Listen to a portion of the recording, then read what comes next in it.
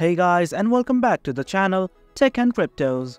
In this tutorial, we're gonna look at how to change your password in your Runway AI account. Now let's begin.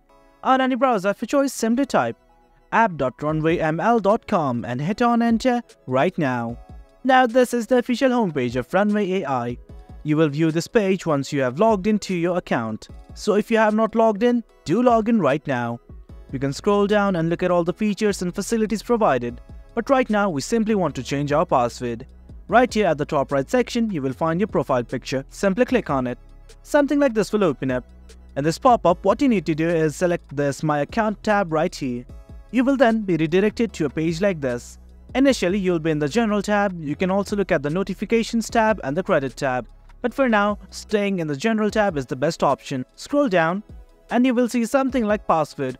And right below it, a button called as Change Password. Simply click on it. Now it's gonna give you a few options, that is current password, new password and confirm password. What you need to do is enter your current password right here and enter your two password on the two text box below. Let's enter it right now.